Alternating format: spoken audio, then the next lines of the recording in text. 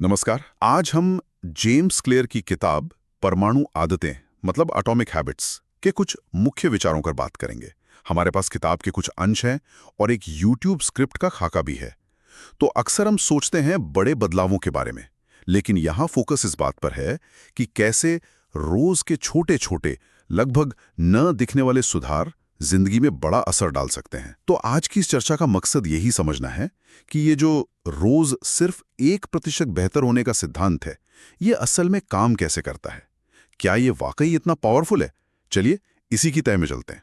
बिल्कुल। और किताब का जो सेंट्रल आइडिया है वो यही है कि आदतें एक तरह से सेल्फ इम्प्रूवमेंट का कंपाउंड इंटरेस्ट है। हम अक्सर नतीजों पर ध्यान देते हैं, जैसे वजन कम करना है या कोई किताब लिखनी है, लेकिन क्लियर कहते हैं कि असली बदलाव लक्ष्यों से नहीं आता, वो आता है उन सिस्टम्स से जिन्हें हम रोज फॉलो करते हैं। यही सिस्टम्स हैं जो रोज का वो 1% सुधार लाते हैं। ये काफी दिलचस्प है क्योंकि आमतौर पर तो फोकस गोल्स पर ही रहता है। तो ये सिस्टम बनते कैसे हैं? किताब में आदत बनने के वो 4 स्टेप्स बताए गए हैं ना? हाँ, और ये समझना बहुत जरूरी है। मतलब ये पूरा लूप कैसे काम करता है, हर आदत इसी में चलती है। पहला है संकेत, मतलब क्यू, जो दिमाग को एक तरह से ट्रिगर करता है। दूसरा है तीव्र इच्छा, क्रेविंग, उस संकेत से जुड़ी हुई। फिर तीसरा है प्रतिक्रिया यानी रिस्पॉन्स, वो आदत जो हम असल में करते हैं। और चौथा है इनाम, रिवॉर्ड, जो उस काम से मिलता है और फिर वो लूप मजबूत होता है।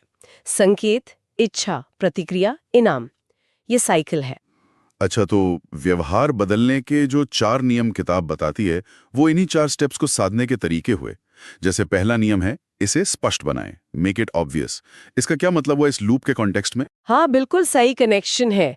ये जो स्पष्ट बनाए हैं, ये सीधे सीधे संकेत यानी क्यू पर काम करता है। अगर आप कोई नई आदत डालना चाहते हैं तो उसका संकेत एकदम साफ, एकदम सामने होना चाहिए। जैसे अगर सुबह उठकर पानी पीना है तो रात को ही पानी की बोतल बिस्तर के पास रख दे। मतलब संकेत जितना ऑब्वियस होगा, आदत उतनी आसानी से शुरू होगी। समझ गया। मतलब आदत को इग्नोर करना मुश्किल बना दो। लेकिन सिर्फ संकेत दिखना ही काफी है, इच्छा भी तो जगानी होगी ना। यहीं शायद दूसरा नियम आता है, इसे आकर्षक बनाएं, मेक इट अट्रैक्टिव। हाँ, ये नियम काम करता है तीव्र इच्छा यानी क्रेविंग पर। आदत को आकर्षक बनाने का मतलब है उसे मजेदार दिखाना या किसी तरह फायदेमंद महसूस कराना। एक तरीका है टेम्पटेशन बंडलिंग। मतलब जो काम आप करना चाहते हैं, जैसे शायद एक्सरसाइज, उसे उस काम के साथ जोड़ दें जो आपको करना पसंद है, जैसे अपना फेवरेट पॉडकास्ट सुनना।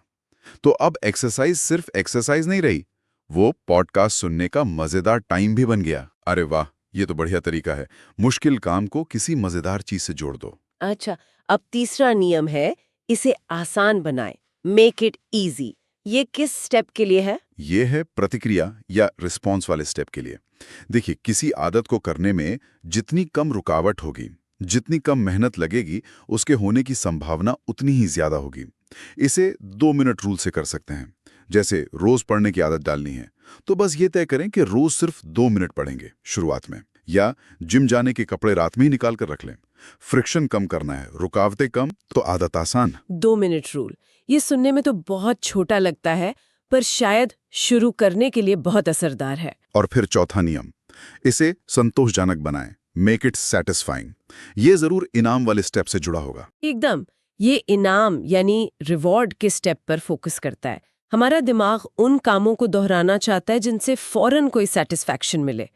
प्रॉब्लम यह है कि अच्छी आदतों का फायदा अक्सर देर से मिलता है ना। इसलिए आदत पूरी करने पर तुरंत कोई छोटा सा संतोषजनक इनाम मिलना जरूरी है।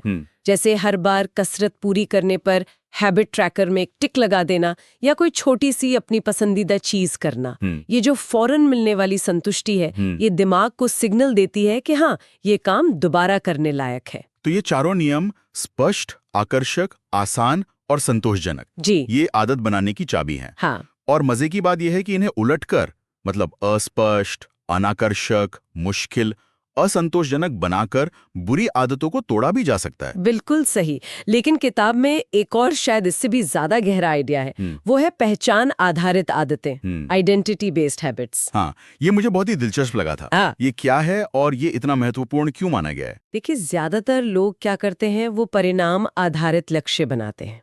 जैसे मुझे 10 किलो वजन कम करना है। पहचान आधारित आदतें फोकस बदल देती हैं।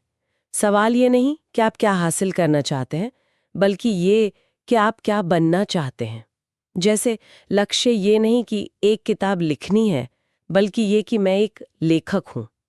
जब आप अपनी पहचान बदलते हैं, मतलब आप खुद को उस तरह देखने लगते हैं, तो आदतें अपने आप उस पहचान के साथ अलाइन होने लगती हैं। वाह, तो ये सोचना कि मैं कसरत कर रहा हूँ, इसकी बजाय ये सोचना कि मैं एक फिट और स्वस्थ व्यक्ति हूँ, ये ज्यादा शक्तिशाली है, क्योंकि तब आपके जो काम है वो आपकी उस पहचान का सबूत बन जाते हैं। बिल्कुल यही बात है।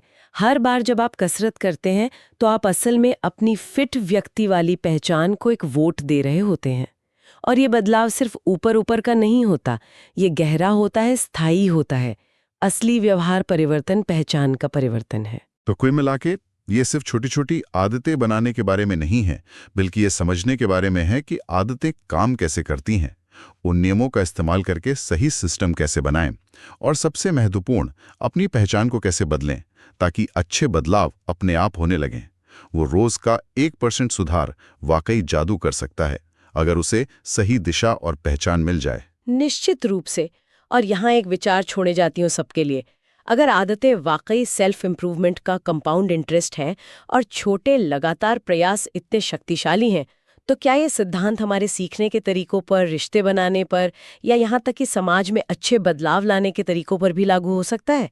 कहाँ-कहाँ ये परमाणु वाला नजरिया क्रांति ला सकता है? ये सोचने वाली बात है।